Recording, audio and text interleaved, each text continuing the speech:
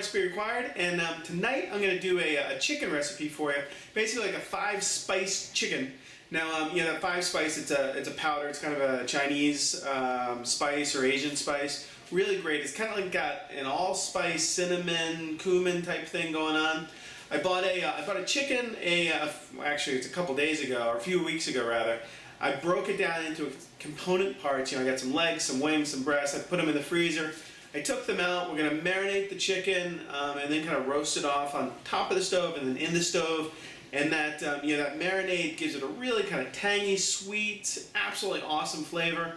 Really pretty simple to do, and goes awesome with either rice or noodles or any kind of starch you want. Let's go ahead and get started. Okay, so for our 5-spice chicken, I like to use bone-in chicken. It's actually a chicken that I cut up. This is a few pieces. I got a couple breast pieces in there, a leg, a thigh. You can kind of use whatever you want. We're going to start off with a little bit of 5-spice powder. Call it a generous teaspoon. I've got some diced garlic and ginger, about the same amount, maybe five or six cloves, maybe a tablespoon worth. That was sugar. Call it a tablespoon. A little bit of white wine vinegar. If you got rice wine vinegar, that'd be perfect. I'm just using regular old white wine. And then a good couple glugs of soy sauce. And then a little bit of vegetable oil, olive oil, whatever you got. I'm using a little bit of grapeseed oil. You want something kind of neutral flavored. I throw it all in a bag here, get the air out, and then you can mix it all up. After this marinates for, you can go overnight.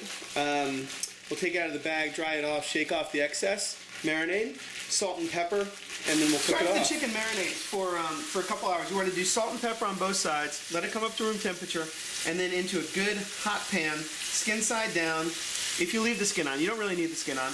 And then let it brown on that side for probably 5 or 6 minutes. Then we'll flip it over, brown on the other side, finish it off in a 400-degree oven until it reaches about 160 in the internal temperature. Why don't you go get one for Tyler?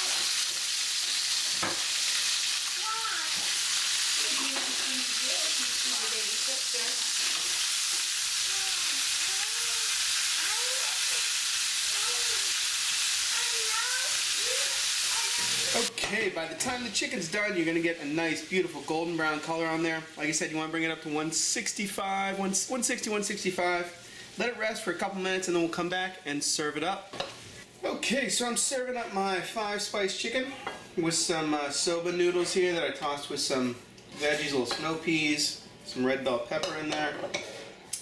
And we'll take maybe a thigh piece, and why not the leg, because it's got a nice bone in there. Clean up the plate a little bit, and we are good to go with this simple 5-spice chicken. And I'll see you next time on No Recipe Required.